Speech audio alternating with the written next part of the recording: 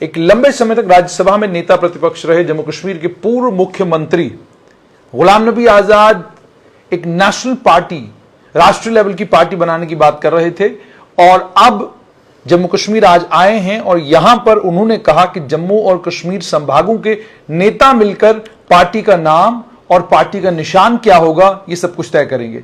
दूसरी तरफ हैरानगी की बात यह है कि भारतीय जनता पार्टी के खेमे में भी गुलाम नबी आजाद के आने के बाद हलचल है।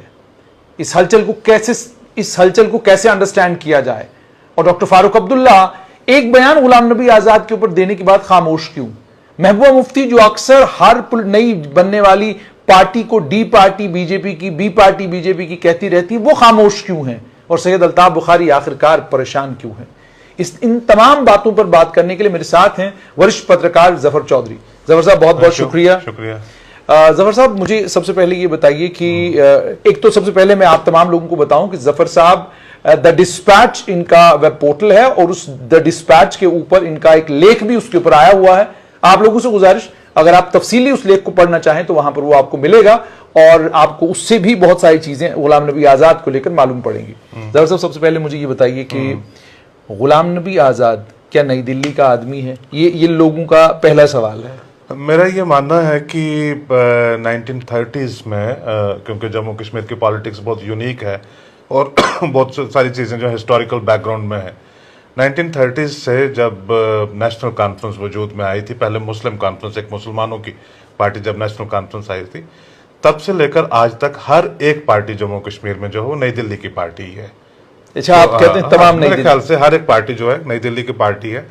मैं डॉक्टर फारूक अब्दुल्ला को काफ़ी संजीदा, बहुत एक्सपीरियंस्ड पॉलिटिशियन मानता हूँ, श्रूड भी हैं वो बहुत ज़्यादा, और वो हमेशा कहा करते हैं जब आप 1983-84 की जब उनकी गवर्नमेंट टॉपल हुई या जब फारूक राजीव अकॉर्ड हुआ 1986 में, या तब की बात कर लीजिए, या उमर अब्दुल्ला को उन्होंने वाजपेयी की गवर्नमेंट में जब उन्होंने मिनिस्टर बनवाया तब की बात कर लीजिए, या at a number of other occasion Farooq Abdullah ने हमेशा कहा है कि जम्मू कश्मीर में आप सियासत कर नहीं सकते to be on the wrong side of the centre.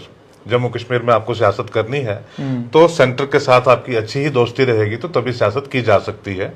तो दिल्ली का आदमी जम्मू कश्मीर में ऐसा नहीं है, ये तो सारे लोग दिल्ली की पार्टियां ही हैं यहाँ पे, मतलब दिल्ली की पार्टियां इन द सेंस कि दिल्ली के साथ सबकी दोस्ती, किसी की आज है, किसी की कल थी, किसी की परसों थी, हो सकता है सबकी बैक वक्त आज भी हो, लेकिन इनको ये ना पता हो कि दिल्ली में उनकी किसके साथ दोस्ती है, उनको ये ना पता हो कि इनके किसके साथ दोस्ती है। सबके अपने अपने खाने, सबके अपने अपने खाने हैं, इसलिए बीच में कहीं नाराज भी हो जाते हैं ना। आप जैसे कुछ स्टेटमेंट्स पिछले 5-7 दिन से देखते हैं आप, वो समझते हैं, कुछ लोग ऐसे हैं जो सियासत में उनका तजुर्बा नया है, उनको ये शायद वहम या गुमान हो कि हम ही हैं दोस्त सबसे खास, और वो किसी दूसरे को देखते हैं, वो कहते हैं ये कैसे हो गया, ये तो हमारे साथ बेवफाई, सबसे करीबी तो हम। सो एवरी जम्मू कश्मीर में जो पॉलिटिक्स है, it's not an ordinary politics. यहाँ की पॉलिटिक्स की एक स्ट्रेटेजिक डेप्थ है, यहाँ की पार्टी का पॉलिटिक्स का एक सिक्योरिटी कंटूर है, आपका एक लाइव कन्फ्लिक्ट में आप एक दूसरे मुल्क के साथ हैं, मिलिटेंसी, टेररिज्म, सेपरेटिज्म आपकी रियासत के अंदर है। यहाँ पे कोई भी पॉलिटिकल पार्टी दिल्ली के साथ एक अच्छा तालमेल ना रखकर यहाँ पे ऑपरेट नहीं कर सकती है, या तो गवर्नमेंट तो बना नहीं सकती है, तो उसमें कोई बड़ी बात नहीं है। जैसे आपने कहा कोई बड़ी बात नहीं है, तो अगर ये मान के चला जाए कि गुलाम नबी आजाद एक लंबा चौड़ा अपना सियासी कैरियर कांग्रेस के साथ खत्म करने के बाद अगर जम्मू कश्मीर आए हैं तो नई दिल्ली की ईमा पर आए हैं, उनके इशारे पर आए हैं, तो मुझे ये बताइए फिर आप आज का जो उनका कार्यक्रम था उस कार्यक्रम को कैसे देखते हैं और गुलाम नबी आजाद के आने वाले कल को कैसे देखते हैं? आई विल नॉट से कि गुलाम नबी आजाद जो है वो जम्मू कश्मीर में दिल्ली के बिहेस्ट के ऊपर आए हैं, ऐसा मैं कतई भी बिल्कुल नहीं कहूंगा, क्योंकि ये जम्मू कश्मीर के पॉलिटिक्स का एक स्टैंडर्ड ऑपरेटिव है कि जो भी आदमी है, पॉलिटिक्स क्या, सोसाइटी, बिजनेस, इवन जर्नलिज्म या कोई भी चीज, एकेडमी, मतलब पब्लिक लाइफ में कोई भी चीज है जम्मू कश्मीर में, आप थोड़ा सा सर निकालते हैं, आपके थोड़ा सा फेस जब सामने आना शुरू होता है, उसके पीछे आपकी मंशा कुछ हो, मेहनत कुछ हो, आपका जो सफर हो वो कुछ हो, लेकिन देखने वाले कुछ कहेंगे कि कोई ना कोई तो आपके पीछे जरूर है, कहीं ना कहीं से जो है वो चीज जरूर हो रही है, नंबर 1। तो इसलिए I will completely refuse to say कि उनको किसी प्रोजेक्ट के तहत भेजा गया है या इस किस्म की कोई चीज है, लेकिन जो मेरा पहला जो सवाल का जवाब है वो कुछ चीजें एक्सप्लेन करता है कि दिल्ली में right contacts at the right kind of places सबके होते हैं, और आजाद साहब तो लंबे वक्त तक रहे ही दिल्ली में है, तो उन तो बहुत सारे लोगों को जानते हैं, उठते बैठते हैं, वो बात रही होगी। लेकिन इनका जम्मू कश्मीर में आना जो है वो ये है कि लगभग 43 साल का इनका लेजिस्लेटिव एक्सपीरियंस है, राज्यसभा, लोकसभा और स्टेट लेजिस्लेचर में 2-2.5 साल कुछ मिला के 43 साल का वो उनका एक्सपीरियंस है।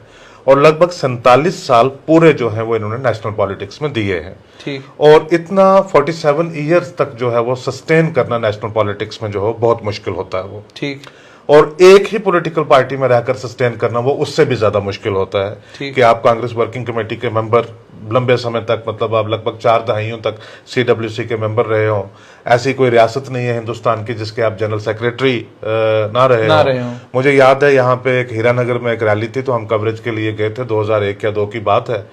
तो कैप्टन अमरिंदर सिंह का तब उस वक्त एक बड़ा नाम हम सुन रहे थे, तो वो अलग से एक हेलीकॉप्टर में आए थे, ये अलग से हेलीकॉप्टर में गए थे, वहां पे जलसा हुआ। ये अपना बैग जो है वो मंच पे छोड़ा है और वहां से कैप्टन जो है इनका बैग उठा के अपने हेलीकॉप्टर की तरफ निकलने लगे, तो उनको लगा कि ये तो आजाद साहब का बैग है। तो वो सिक्योरिटी वाला आया, उसने कहा कि मैं जाके वो आजाद साहब को ये बैग दे देता हूँ। ना कैप्टन ने बिल्कुल वो कहा, उनको हाथ नहीं लगाने दिया। वो आए तो आजाद साहब का जहां पे इस हेलीकॉप्टर के पास ये थे, उन्होंने आके कहता sir you forgot your bag there. तो यहाँ पे तो 20वें चीफ मिनिस्टर जो है जो मतलब गुलाम नबी आजाद के दस्तखत हुए होंगे, बहुत सारी चीजें हुई होंगी, उसके बाद वो बने। फिर मिनिस्टर, सारे प्राइम मिनिस्टर्स के साथ मिनिस्टर रहे, नरसिम्हा राव की गवर्नमेंट में जो है इतने बड़े ट्रबल शूटर रहे। फिर साउथ में जाके इतना काम किया। आज भी तमिलनाडु में, आंध्र प्रदेश में गुलाम नबी आजाद का लोहा माना जाता है कि भी जब YSR की वहां पे आई तो एक लंबे वक्त के बाद इन्होंने स्ट्रगल किया उनके साथ, तो वो डिलीवर किया कांग्रेस को। उस स्टेचर का आदमी जब उस पार्टी को, जिस पार्टी में उसने जन्म लिया और जिंदगी भर वो उसी पार्टी में रहा, किसी रिवोल्ट का हिस्सा नहीं रहा, कुछ नहीं रहा, जब वो सारा छोड़ के जम्मू कश्मीर जैसी एक छोटी सियासत में आ जाता है, जो लोकसभा में जिसकी कंट्रीब्यूशन अराउंड 1% है, वहां पे आ जाता है, तो उसको आप लाइटली नहीं ले सकते। उसको आप ये नहीं कह सकते कि भी इनका दिल्ली में किसी ए के साथ मशवरा हुआ या बी के साथ मशवरा हुआ, तो उन्होंने कहा कि आप जाइए, पार्टी बनाई गई है, आप इस तरह से आप इसको लाइटली नहीं ले सकते। This is so what I should say is कि आप गुलाम नबी आजाद जो है वो जम्मू कश्मीर की पॉलिटिक्स में एक फैक्टर है। फैक्टर वो हमेशा थे, लेकिन पहले क्या होता था कि किसी इलेक्शन में, किसी दौर में, किसी पॉलिटिकल एरा में वो इंटरेस्ट लेते थे, किसी में नहीं लेते थे, क्योंकि पार्टी दिल्ली में क्या चाहती थी उसके ऊपर भी बहुत सारी चीजें मुनसर करती थी। अब वो आजाद, अब वो आजाद हैं, अब वो अपनी पार्टी के खुद बॉस हैं, और उन्होंने ये फैसला जो है वो जम्मू कश्मीर को मद्देनजर रखते हुए उन्होंने ये फैसला लिया है। अब वो इसकी पॉलिटिक्स में वो एक फैक्टर है। आपने जो एक सबसे आगाज में जो आपने अपने इंट्रोडक्शन में एक बात कही है कि बीजेपी के अंदर भी खलबली है, फारूक अब्दुल्ला की भी स्टेटमेंट है, वो भी, उसके भी 2-3 रीजंस हैं। उसके प्राइमरी रीजन यही है कि हर आदमी मेरी तरह और आपकी तरह ये देख रहा है कि ये शख्स 47 साल जो है ये नेशनल पॉलिटिक्स में लगा कर, this can not be A craziness, कि जैसे कैप्टन अमरिंदर की तरह आप क्रेजीनेस नहीं है ये, क्योंकि जम्मू कश्मीर में आप देखें कि कितने लोग जो हैं वो उनके साथ आ गए। मतलब इट लुक्स लाइक कि जो कांग्रेस है वो शिफ्ट होकर आ गई। अब वहां पे जो ऑफिशियल ऑफिस बेरर्स हैं ज्यादातर वही लोग रह गए हैं, जो मेन पार्टी वही रह गए। तो एक इतना बड़ा जब आदमी आ जाता है, आप उसको इग्नोर नहीं कर सकते। स्टेचर गुलाम नबी आजाद का बहुत बड़ा है। दूसरी चीज ये है कि जो सारी पॉलिटिकल पार्टी जो इनकी मैनेजरियल कैपेसिटीज को हैं, जो वो उनको समझती हैं कि ये क्या कर सकते हैं। और मोस्ट इंपॉर्टेंट चीज जो गुलाम नबी आजाद को जम्मू कश्मीर की पॉलिटिक्स के अंदर एक फॉर्मिडेबल फैक्टर बनाता है, वो ये है, that is his social base. इनका जो सोशल बेस है कि वो आप कठुआ, हीरानगर, बसोली, बनी, सांबा, जम्मू से होते हुए रजौरी, पुंछ, चिनाब वैली से होते हुए आप कश्मीर में कुपवाड़ा, करनाल, कहीं पे भी चले जाएं, I will not say that वो एक इस किस्म के लीडर हैं कि पूरा जम्मू कश्मीर उनके लिए खड़ा हो जाता है। जम्मू कश्मीर की पॉलिटिक्स जो है वो डीपली डिवाइडेड है। उतना डीप डिवीजन है, रीजनल, कम्युनल, कास्ट, लैंग्वेज, इतनी पोलराइजेशन है। इन सारे डिवाइड्स को ओवरकम करते हुए ये एक ऐसा लीडर है जो कहीं पे भी 2, 4, 5, 6 हजार का जलसा जो है एक दिन के नोटिस के ऊपर ये खींच सकते हैं। इस चीज को फारूक अब्दुल्ला भी जानते हैं, इस चीज को महबूबा मुफ्ती भी जानते हैं। यहाँ पर आपसे जानना चाहूंगा कि जो डिस्कंटेंट जम्मू में है, और पहले तो आपसे जो डिस्कंटेंट जम्मू संभाग में है, संभाग की जब मैं बात कर रहा हूं, मैं लखनपुर से लेकर बानीहाल तक की बात कर रहा हूं। सही। अगर मान लीजिए ये भी मान के चला जाए कि चलिए आप नई दिल्ली ने आपको कहा चले जाइए, आप जो डिस्कंटेंट है, क्या आपको लगता है कि गुलाम नबी आजाद में वो कैपेसिटी और कैपेबिलिटी है कि वो उस डिस्कंटेंट को एड्रेस करें और जैसे मोदी वेव में हमने देखा कि वो भी जीत गए जिनके जीतने का कोई संभव ही नहीं कोई आसार ही नहीं थे। था। क्या आपको लगता है कि इस तरह की कोई वेव चलने की संभावना जम्मू कश्मीर में, क्योंकि आम आदमी पार्टी का एक्सपेरिमेंट भी आपके साथ देखिए, जो जम्मू रीजन के अंदर डिस्कंटेंट है वो लार्जली जो किस है, लेवल का है? जो लार्जली जो है वो एक प्रॉब्लम ये है कि डिस्कंटेंट कम है और डिस्कनेक्ट टू रियलिटी जो है वो बहुत ज्यादा है। ठीक।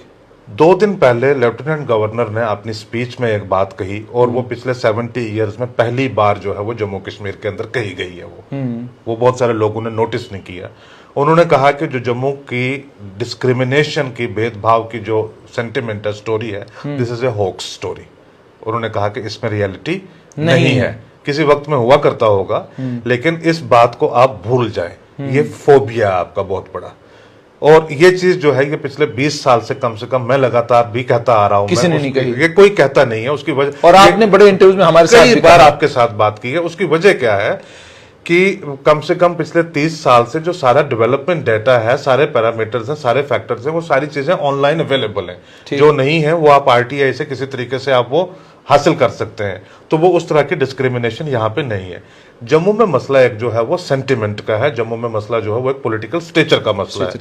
उसके लिए पार्टली जम्मू खुद रिस्पॉन्सिबल है, क्योंकि जब आपको दहाइयों से आपको एक आपके अंदर जो इंफीरियोरिटी कॉम्प्लेक्स है वो कूट कूट कर इतना जो है वो भर दिया हुआ है कि भी आपको कश्मीरी ने चीट कर दिया, आपको दिल्ली ने चीट कर दिया, तो हर इंसान अपने घर में बैठा बैठा अननेसेसरली चीटेड फील करता है। वो ये जम्मू में मामला है सेंटिमेंट्स का, आइडेंटिटी का। जम्मू में मामला है डिग्निटी का, सेल्फ एस्टीम का, आपकी पर्सनैलिटी का मामला जो है। ठीक। उसके लिए मेरे ख्याल से जो गुलाम नबी आजाद है वो एक परफेक्ट मटेरियल है, वो एक आइडियल मटेरियल है जो वो रिप्रेजेंट कर सकता है। To give you a very small example, BJP for example 1987 के इलेक्शन में 2 सीटें थी बीजेपी के पास। एक्सेंडेंसी हुई जो अर्ली 90s में एडवाणी, वाजपेयी, मुरली मनोहर जोशी, मोदी साहब खुद, नंबर ऑफ पीपल, इन्होंने बहुत सारी मेहनत की यहाँ पे। तो 7 सीटें इनकी 96 के इलेक्शंस में इनकी आई 7 सीटें।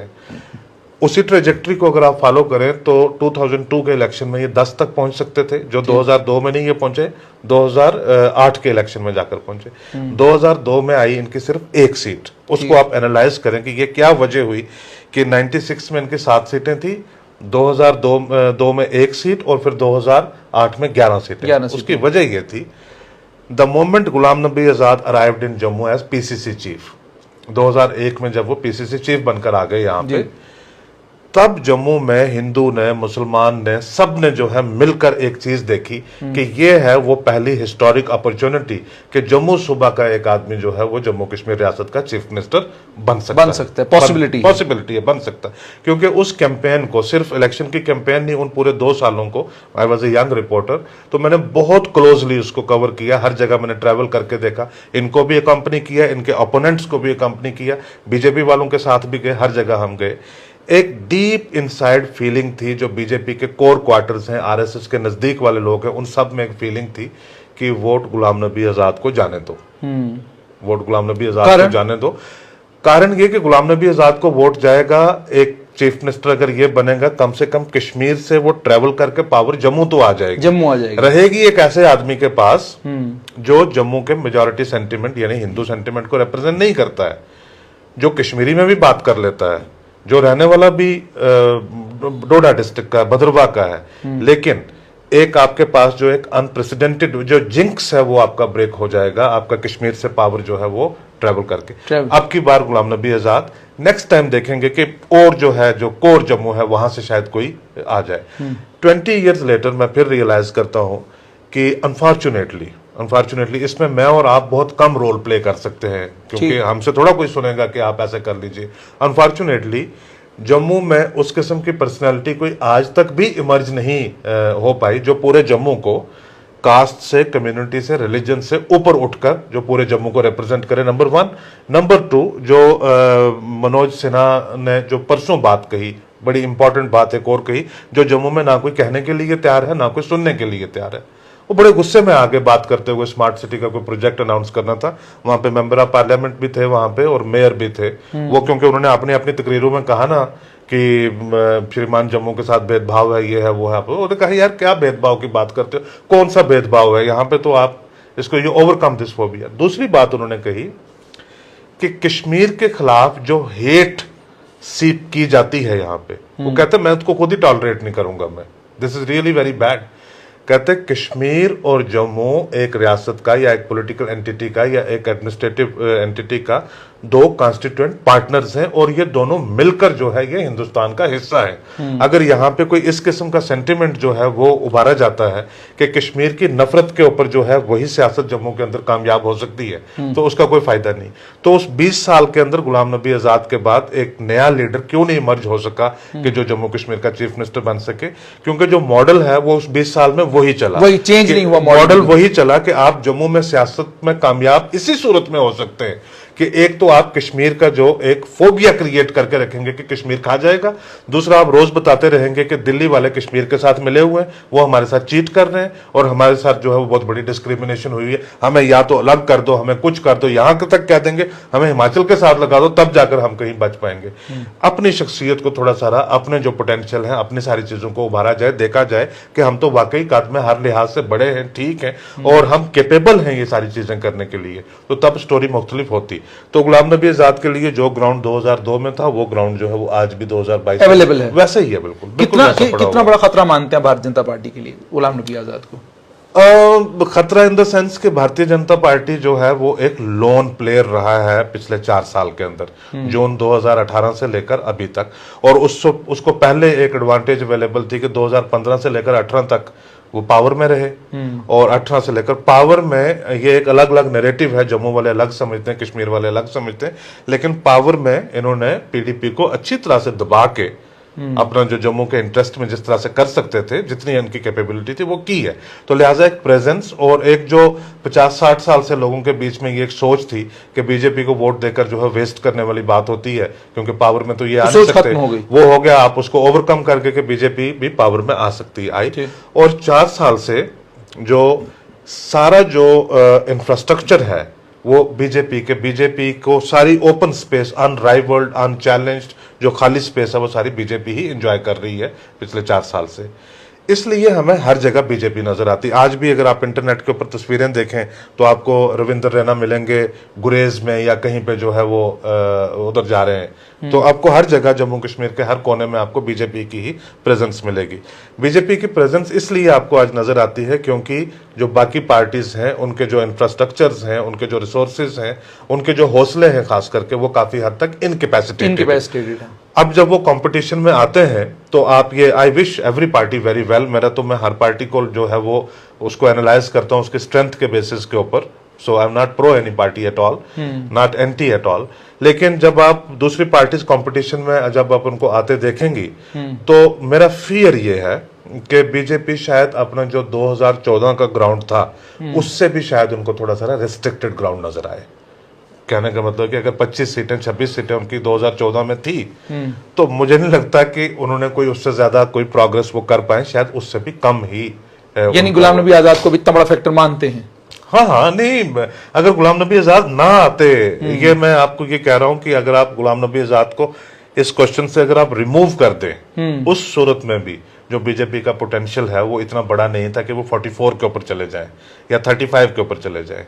बल्कि मैं ये कहूंगा कि हफ्ता पहले या 15 दिन पहले जब गुलाम नबी आजाद का नहीं था पता कि ये, तो उस वक्त मेरा ये मानना था, तब मैंने लिखा भी हुआ, दैट इज ऑन रिकॉर्ड, उसमें मैंने लिखा हुआ भी है, उसमें मैंने कहा कि बीजेपी और इनकी जो डिस्क्रीट एलीज हैं वो मिलकर भी सारे जो हैं 34-35 सीटों तक शायद ही रुक सकते हैं, इसके बियॉन्ड नहीं जा सकते। जरा थोड़ा सा आगे जाते हैं। डॉक्टर फारूक अब्दुल्ला जी, जिस वक्त गुलाम नबी आजाद ने इस्तीफा दिया, उनका इंटरव्यू आया, बिल्कुल, और उन्होंने फौरन इंटरव्यू में कहा कि गुलाम नबी आजाद ने ठीक नहीं किया, लेकिन उसके बाद अब जब पार्टी बनाई है, बयान दिया है, लेकिन खामोशी मुकम्मल तौर पर उनकी तरफ से, और कोई ट्वीट उमर अब्दुल्ला की तरफ से भी नहीं आ रहा। बड़ी इंटरेस्टिंग चीज है। कल अगर आप देखते हैं कि it's just very very hypothetical question, आज गुलाम नबी आजाद ने भी अपनी स्पीच में जो है डॉक्टर फारूक अब्दुल्ला की बहुत जमकर तारीफ की। उन्होंने कहा कि वो बड़े आदमी हैं वो, और बड़ी तमीज के साथ वो बात करते हैं, और वो लंबा सोच कर जो है वो सारी बात करते हैं। क्या क्या बताऊं आपको मैं, आप देखिए कि एक दिन यहाँ पे मीटिंग हुई श्रीनगर में, प्रोविंशियल नेशनल कॉन्फ्रेंस की मीटिंग। उन्होंने कहा जी हम किसी से उन्होंने कहा कि हम अलायंस नहीं करेंगे पीएचडी से बाहर, लेकिन उसका ये मतलब नहीं है कि PhD has completely disappeared. Sometimes what happens that you fight against each other in election, but there are some other issues, तो उनके बीच में आप ज्वाइंट स्टेटमेंट दे सकते हैं, ज्वाइंट धरना दे सकते हैं, आप ज्वाइंट मीटिंग कर सकते हैं, तो वो भी एक चीज़, ऐसी चीज़ें भी पॉलिटिक्स में पॉसिबल हैं। तो उन्होंने ये कहा कि नेशनल कॉन्फ्रेंस ने एक चीज़ कह दी कि भी हम 90 सीट्स के ऊपर अलग से लड़ेंगे, कि पीडीपी को डंप किया। और कौन है पीएचडी में? तारिक आमिर साहब, सिंगल मैन सिंगल सीट, ठीक है। कोई Awami national conference just on the letterhead or something, और यही है। उसके बाद पीपल्स डेमोक्रेटिक पार्टी, तो पीडीपी को उन्होंने कर दिया डंप। उन्होंने कहा कि हम ये करेंगे। उसके नेक्स्ट डे जो है वो इमीडिएटली आपकी दिल्ली में मीटिंग हुई, जो होम मिनिस्टर ने मीटिंग चेयर की, जिसमें एनएसए थे, जिसमें लेफ्टिनेंट गवर्नर तमाम इंपॉर्टेंट लोग थे, जिसमें सारे इंटेलिजेंस के हेड थे, सारे थे। उस दिन शाम को जो है वो होम मिनिस्टर ने बीजेपी वालों लोगों के साथ भी, कोर ग्रुप जिसको कहते हैं, उनके साथ मीटिंग की। नेक्स्ट डे गुलाम नबी आज़ाद का रेजिग्नेशन आ गया। तो as a journalist I have all the reasons, I am compelled to see all this developments as a package. ये सारी चीजें जो हैं ये इकट्ठी करके एज ए पैकेज आती हैं। अगर मैं इनको पैकेज की तरह अगर मैं देखता हूं, तो मैं एक गुलाम नबी आज़ाद साहब की जो भी पार्टी होगी और नेशनल कॉन्फ्रेंस और इनको कुल मिला के इनका अलायंस भी रूल आउट नहीं कर सकता। मैं इनका अलायंस भी रूल आउट नहीं कर सकते। तो जिस तरह से आप कहते हैं कि डॉक्टर फारूक अब्दुल्ला की कोई क्रिटिकल स्टेटमेंट नहीं आई, इसी तरह से क्रिटिकल स्टेटमेंट बीजेपी के भी किसी लीडर की अभी तक नहीं आई। अभी तक किसी बीजेपी के लीडर की, बल्कि बीजेपी के डॉक्टर जितेंद्र सिंह से लेकर यहां तक अब सारे लीडरों की अगर आप स्टेटमेंट कोई नहीं बोल। उन्होंने उनकी तारीफ ही की। उन्होंने कहा कि कांग्रेस में घुटन महसूस कर रहे थे, तो इन्होंने बड़ा कदम उठाया, ये कांग्रेस से निकलकर आ गए बाहर। तो एक तो ये है कि Ghulam Nabi Azad enjoys a personal relationship of respect with a number of leader. सारे लोग जो है वो उनको बड़े इज्जत से जो वो मानते हैं, पोटेंशियल प्लेयर उनको मानते हैं। तो वो कहते हैं कि भाई आप ऊंट किस करवट बैठेगा, देखते हैं, उसके बाद फिर अपनी जो प्रतिक्रिया है वो अपने रिएक्शन उसके बाद देंगे। यानी महबूबा मुफ्ती को लेकर ये है कि आप जानते हैं कि वो हर नई जमात को, बनने वाली जमात को कहती है ये बी टीम है, सी टीम है, डी टीम है। अल्ताफ बुखारी वो एकदम गुलाम नबी आज़ाद के ऊपर बरस पड़े हैं, पहले महबूबा को लेकर और फिर अल्ताफ बुखारी। देखिए, जो महबूबा मुफ्ती का भी रिएक्ट ना करना और सारा है, एक चीज मैं बताता हूँ, मतलब एक there is another, how should I put it, एक हाइपोथेसिस मैं आपको देता हूँ कि आज के जो जम्मू कश्मीर का जो पोस्ट अगस्त 2019 जो जम्मू कश्मीर है, उसमें जो सियासी हलके हैं, और जो सियासी हलके हैं वो कहीं ना कहीं किसी की पॉलिटिकल ओपिनियन, सेंटिमेंट, इमोशंस उनको रिप्रेजेंट ही करते हैं। पॉलिटिक्स वैक्यूम में तो ऑपरेट नहीं होती है, किसी हलके को रिप्रेजेंट करते हैं। तो जो सारे सियासी हलके हैं जम्मू कश्मीर के अंदर, उनके अगर खदशात जो है, अगर उनका एक क्विक सा एनालिसिस किया जाए, तो फिर उससे आपको फारूक अब्दुल्ला की स्टेटमेंट, महबूबा की स्टेटमेंट, बीजेपी की चुप्पी सारी जो है वो ज्यादा बेहतर तरीके से समझ आ सकती है। बीजेपी की प्रिंसिपल वरी क्या है, हम पावर में आए या ना आए, ये सिर्फ मैं बीजेपी की बात नहीं कर रहा हूं, ये अगर आप दिल्ली से एक सिक्योरिटी पर्सपेक्टिव के साथ, एक स्ट्रेटेजिक प्रिज्म के साथ अगर आप जम्मू कश्मीर को देखें, तो आपको यही चीज नजर आएगी कि बीजेपी पावर में अगर ना भी आए तो कोई दिक्कत नहीं है, लेकिन यानी एक ऐसा अलायंस पावर में नहीं आना चाहिए जो फंडामेंटली अगस्त 5, 2019 के इवेंट से जो है वो कंप्लीटली अपोज्ड हो। जो उसको अपोज्ड होगा वो हो सकता है कि दिल्ली के साथ एक डील करें कि you allow us to come to power, हम कुछ नहीं कहेंगे, लेकिन उनके ऊपर एक पॉपुलिस्ट प्रेशर होगा, हर रोज का एक प्रेशर होगा। मतलब वो ब्यूरोक्रेसी में ही इतनी तब्दीलियां करेंगे, छोटी मोटी चीजें हर रोज वो इतनी करते रहेंगे कि दिल्ली एक सिटी स्टेट है, और वहां आप देखते हो Delhi is very, I mean Delhi is not a security के पॉइंट ऑफ व्यू से इतना सेंसिटिव नहीं है, वो एक सिटी स्टेट है, वो एक पूरी रियासत भी नहीं है। अब दिल्ली की कन्फ्रंटेशन गवर्नमेंट के सेंटर के साथ आप देखेंगे एवरीडे कन्फ्रंटेशन किस किस्म की है। जम्मू कश्मीर में जो एक सिक्योरिटी के पॉइंट ऑफ व्यू से इतने सेंसिटिव स्टेट है, वहां पे एक तरफ पाकिस्तान है, दूसरी तरफ चाइना अभी भी हमारे परेशानी बना के बैठा हुआ है, और रियासत के अंदर आपको कोई पता नहीं है कौन कहां पे है, कैसे है। उस सूरत में यहाँ पे एक रियासत में एक ऐसी सरकार आ जाए जिसकी हर रोज दिल्ली के साथ कन्फ्रंटेशन, मतलब एलजी के साथ कन्फ्रंटेशन, मतलब सिक्योरिटी फोर्सेस के साथ कन्फ्रंटेशन, मतलब पैरामिलिट्री फोर्सेस के साथ, आर्मी के साथ, होम मिनिस्ट्री के साथ, ब्यूरोक्रेसी के साथ कन्फ्रंटेशन, तो वो तो सिस्टम यहाँ पे चल ही नहीं सकता, चलेगा नहीं। तो अब उस नजरिए से अगर आप देखें तो उनको नहीं लगेगा कि यार गुलाम नबी आजाद अगर आ जाए पावर में तो ये ठीक है, बिकॉज ये वो कन्फ्रंटेशन वाली चीज नहीं है। मैं ये कह रहा हूं कि जो वेरियस एक्टर्स हैं पोस्ट 2019 सिनारियो में, सिमिलरली नेशनल कॉन्फ्रेंस पीडीपी या कश्मीर में या कहीं भी और, जो जिनका 4 साल से यही है कि ये सारी चीज बीजेपी ने की इसलिए ताकि वो अपने आप को यहाँ पे पावर में ला सकें, हिंदू चीफ मिनिस्टर बना सकें वगैरह वगैरह, ऐसा कर सकें वो, अगर वो भी देखते हैं कि if Azad is someone who is able to prevent BJP from coming to power, तो वो भी उसको देखते हैं कि ये एक्सेप्टेबल है। अब मैं एक आम जो शहरी हैं जम्मू कश्मीर के, जब मैं उनकी आम शहरी जिनको फिर पॉलिटिकल पार्टी जो है रिप्रेजेंट करती हैं, जो आम शहरी है, हमारे सियासतदानों ने रिलीजन के अराउंड उनको इतना पैरानॉइड कर दिया हुआ है। कोई कहता है कि यार बड़ा खतरा है, बच के रहना, कहीं कोई कश्मीरी सेपरेटिस्ट सेंटिमेंट वाला ऐसा चीफ मिनिस्टर ना आ जाए, इकट्ठे हो जाओ सारे। कोई कहता है कि देखो हिंदू चीफ मिनिस्टर आ जाएगा तो हमारे मस्जिदों पे भी ताले लगवा देंगे, तो उनसे बच के रहना। उस सूरत में अगर एक गुलाम नबी आजाद जैसा एक जो पॉलिटिकल फिगर है, अगर वो आता है एक ऐसा पॉलिटिकल कैंपेन लेकर, तो उसको मेरे ख्याल से वो सबके लिए, दिल्ली से लेकर कश्मीर तक सबके लिए जो है वो कंसोलेशन प्राइज जो है वो माना जा सकता है कि चलो हम नहीं, लेकिन वो भी तो नहीं ना।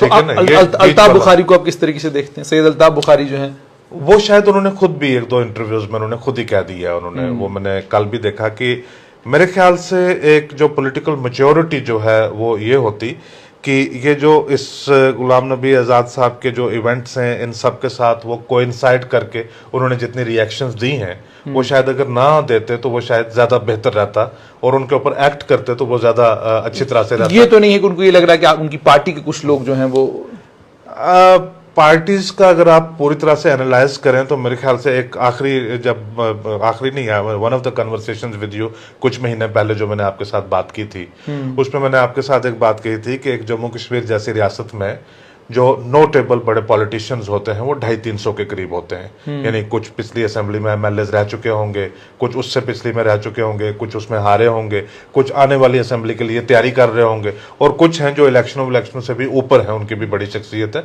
कुल मिलाकर के 250-300 लोग होते हैं। इनमें से 125-150 के करीब जो है वो पार्टियां तब्दील कर चुके हुए हैं। और जो अल्ताफ बुखारी साहब की पार्टी है, इस बात को वो भी समझते हैं, हम भी समझते हैं, और आवाम भी इस बात को समझती है कि वो पार्टी जैसे बहुजन समाज पार्टी की तरह या किसी और पार्टी की या शिवसेना की तरह किसी मूवमेंट का नतीजा तो है नहीं है। ठीक, that is product of an event. बिल्कुल। जो भी पॉलिटिकल पार्टी किसी इवेंट का प्रोडक्ट हो, उसको तैयार रहना चाहिए कि कोई अगर और बड़ा इवेंट हो जाएगा तो उसमें हो सकता है कुछ लोग यहां से वहां पे भी शिफ्ट जो है वो कर जाएंगे। लेकिन बुखारी साहब का ये है कि आप अगर पिछले 2 साल में देखें, जब से उनकी पार्टी बनी हुई है, in terms of calendar of activity, इतनी शायद किसी दूसरी पॉलिटिकल पार्टी की एक्टिविटी नहीं है जितना कैलेंडर ऑफ एक्टिविटी उनका। हर रोज कोई ना कोई वारदात उनकी जो है वो जरूर होती है। उससे उनके जो एम्बिशंस हैं, उनका जो लेवल ऑफ एक्टिविटी है वो काफी बड़ा देखा जाता है, और उनको फील होता है कि अब now this is a person, क्योंकि अभी तक 370 को 5 अगस्त को हर तरीके से हर चीज को, हर माहौल को नॉर्मलाइज जो है वो उन्होंने ही किया था। उनकी ही कोशिश थी, उनका ही अटेम्प्ट थी, जो कहते हैं कि हम जज्बात के ऊपर नहीं चलते, हम तो बिल्कुल जो प्रैक्टिकल पॉलिटिक्स करते हैं। तो this person is father of all practical politics. ये कहते हैं कि भी रात को क्या हुआ एक दिन के, जब ये चीफ मिनिस्टर थे, तो इन्होंने बोल के रखा हुआ था कि फलां को इतने बजे टाइम, फलां को इतने बजे टाइम, ऐसे करके टाइम करके दे के रखा हुआ था। कहते उसको गुलचैन सिंह चाड़क वर्क्स मिनिस्टर थे, तो कहते उसको 11:30 बजे बुला लेना।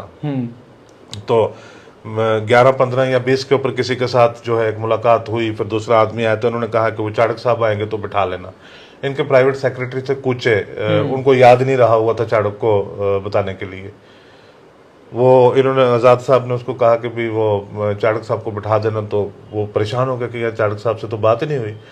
उसने 11:30 बजे चाड़क साहब को फोन किया, उसको कहता मैं तो सो रहा हूँ, कहते किसी भी हालत में यहाँ पे पहुंचने वाली बात करो, मीटिंग है आपकी यहाँ पे, कि भी उससे एक बड़ा इंप्रेशन बढ़ा जाता है। आप देख रहे होंगे कि वो डेलीगेशंस आ रहे हैं, तो is doing this meeting that meeting, वो सारी चीजें करके रात को 1:30 बजे कोई डेलीगेशन मिल रहा है, 2 बजे कोई डेलीगेशन मिल रहा है। तो आज की भी जो इनकी सारी तकरीर है उसमें सारी चीजें आपने देखी होंगी कि भाई जम्मू कश्मीर में बहुत सारा स्टफ है, बहुत सारी चीजें हैं यहाँ पे, कि आप एक अपना you can dig out a whole political fortune by abusing Pakistan on daily basis. Right. You can dig out a whole political fortune by abusing your own country on daily basis, by abusing army on daily basis. You can do a number of things here, आप उसके साथ एक अपना political Fortune कर सकते हैं यहाँ पे। लेकिन इन्होंने क्या किया कि वो सारा अपना तकरीर में इन्होंने बताया कि मैंने ये डेवलपमेंट करवाई और मैं आऊंगा तो फिर ये चीजें जो सारी वो करवाऊंगा, विच इज फॉर एवरीवन। तो ये तो प्रैक्टिकल उस तरह की पॉलिटिक्स में तो this person is far more formidable than anyone else. तो वो उनको अपनी पार्टी वालों को लगता है कि ये हमारी स्पेस में जो है ये एक बड़ा एक्टर आ गया जिसका डायरेक्ट नुकसान जो है वो हमें होगा। कुछ शायद उनको it looks like, I am not saying, I would not have said actually, अगर उन्होंने खुद ही अपनी बहुत सारी स्टेटमेंट्स में ये बात ना कही होती। कुछ शायद उनको कोई दिल्ली में दोस्त होते हैं सबके, शायद उनके साथ भी कुछ नाराजगियां उनको हैं जो उन्होंने खुद ही जाहिर की हैं अपने इंटरव्यूज में। मुझे जफर साहब ये भी बताइएगा कि people's conference, Jammu Kashmir people's conference, Sajjad Gani Lone अचानक बिल्कुल गुम हो गए हैं। हालांकि उनकी पार्टी में पिछले दिनों बड़ी ज्वाइनिंग्स हो रही थी, बिल्कुल उसके बाद एकदम से खामोशी है। गुलाम नबी आजाद के ऊपर भी कोई रिएक्शन नहीं है, कुछ नहीं है। आखिरकार ये खामोशी की वजह क्या है? एक सियासत में एक वक्त आता है कि जब आप निर्वाणा प्राप्त कर लेते हैं you get in peace with something. तो मेरे ख्याल से जो पीपल्स कॉन्फ्रेंस है उनको जो अपना जो पोटेंशियल है और सारी चीज को लेकर वो काफी हद तक आगाह है कि नॉर्थ कश्मीर में they have identified a few seats, और जो बाकी जहां जहां पे उनका पोटेंशियल है उनको वहां का पता है। उनकी जो लार्जर एम्बिशन है कि भी हम चीफ मिनिस्टर बनेंगे, ये कहेंगे, ये सज्जाद लोन ने और उनकी पार्टी ने आज तक कभी कहा ही नहीं है। आपने भी कभी ऑफिशियली नहीं, मैंने सुना नहीं, उन्होंने कभी आज तक ये कहा ही नहीं है कि हम चीफ मिनिस्टरशिप के दावेदार हैं। या उनका ये है कि हम एक रिस्पेक्टफुल जो तरीके से हमारे पास एक नंबर ऑफ सीट्स हो जिससे हम एक किसी अच्छी पार्टी के साथ रिस्पेक्टफुली हम एली बन जाएं, उसका हम तो बन जाए। तो वो मेरे ख्याल से वो बड़े अच्छे से बैठकर जो वो सारी चीज को एंजॉय कर रहे हैं एक जगह से, इंस्टेड ऑफ वेस्टिंग एनर्जीज। तो इज एंजॉयिंग कि भी ठीक है जो भी चीज हो रही है, और मेरा वो रहना चाहिए जिस चीज के ऊपर मेरा एक है एक्सपेक्टेशन कि मेरी इतनी सीट्स आनी चाहिए, वो रहना चाहिए, ताकि मैं किसी के साथ भी, सीटों की जरूरत तो पड़ेगी ना कल किसी को भी, तो उस तरह से कर सकूं। मेरे इस तरह से this is how I look at. Zafar साहब मुझे ये भी आप बताइएगा कि ये तो सारी बातें हो गई, लेकिन अब आपको क्या लग रहा है कि गुलाम नबी आजाद की एंट्री सितंबर के महीने में हुई है, सितंबर के महीने में हुई है, चुनाव कब तक आप जम्मू कश्मीर में देखते हैं? और दूसरा ये कि आप जम्मू कश्मीर में आने वाला मुख्यमंत्री किसको देखते हैं? मैंने यही बात एएस दुल्लत से पूछी थी, उन्होंने बिल्कुल बेबाकी के साथ कहा था मैं तो कहता हूं कि अगला मुख्यमंत्री जम्मू कश्मीर का उमर अब्दुल्ला होना चाहिए। तो वो दुल्लत साहब का क्योंकि एक इमोशनल बहुत फ्रेंडशिप है फारूक साहब के साथ, और वो मेरे ख्याल से किसी को इमेजिन ही नहीं कर सकते कि कोई दूसरा आदमी बन सकता है चीफ मिनिस्टर, तो उनका बड़ा वो उसके ऊपर यकीन रहता है। आपका जो ये सवाल है, सबसे पहले तो बहुत शर्मिंदगी के साथ मुझे ये बात एडमिट करनी पड़ेगी आपके कैमरा के ऊपर कि लास्ट टाइम जब all party meeting prime minister साहब ने बुलाई थी दिल्ली, और उसके इमीडिएटली बाद आप आए थे मेरे साथ बातचीत करने के लिए, ये सवाल आपने तब पूछा था, तो मैंने कहा था कि भी मैं देख रहा हूं कि इन सारी चीजों को, हालात और वाकयात को मद्देनजर रखते हुए अपने आप में बहुत बड़ा पॉलिटिकल एक्सपर्ट बन के, तो मैंने कहा कि मुझे लगता है आने वाले 6 महीने में इलेक्शन हो जाएंगे। लेकिन it's always very good to learn and correct yourself. Jammu Kashmir की सिचुएशन जो है वो इतनी एक डायनेमिक सिचुएशन है कि कौन सी चीज, कौन सी डेवलपमेंट कहां पे हो रही होगी, मतलब कई बार ऐसा हो रहा होता है कि जम्मू कश्मीर के अंदर जो है वो बरसों तक कोई डेवलपमेंट हो ही नहीं रही है, कहीं और कोई डेवलपमेंट हुई है और उसका असर जो है वो यहाँ की सियासत के ऊपर पड़ गया है। तो लिहाजा तब से मैंने ये लर्न कर लिया कि यहाँ के लिए जो प्रेडिक्शंस हैं वो नहीं देने चाहिए, यहाँ के लिए प्रेडिक्शन नहीं देने चाहिए। लेकिन सिर्फ एक चीज मैं ये कह सकता हूँ कि अगले 6 महीने के अंदर अगर इलेक्शंस नहीं होते तो फिर जो बात हमने अभी तक की है, जो पॉलिटिकल डायनामिक्स हम आज जिनके बेसिस के ऊपर हम असेसमेंट ऑफर कर रहे हैं, ये सारी चीजें तब्दील हो जाएंगी, सब बदल जाएगा, सब बदल जाएगा। क्योंकि ये जो जोश होता है, ये वलवला होता है, जो डॉट्स आज मैं कनेक्ट करके मैं बता रहा हूँ, 6 महीने के बाद रियलिटीज ही सारी चेंज हो गई हुई होंगी। इस सारे प्रोसेस को, इस सारे एनर्जी को, एंथुजियाज्म को, इंटरेस्ट को सस्टेन करना बहुत मुश्किल हो जाएगा if you have election, because you said कि भी क्या आप नया अगला चीफ मिनिस्टर जो है वो किसको देखते हैं। If you have elections in next 6 months तो वी कैन सर्टनली से कि भी फला आदमी की जो पॉसिबिलिटीज हैं वो ज्यादा है, कुछ उनके पास अपने वोट होंगे, फला उनके साथ अलायंस करने में जो है वो ज्यादा कंफर्टेबल हो जाएंगे, तो इनकी पॉसिबिलिटी थोड़ी सारी ज्यादा बन सकती है।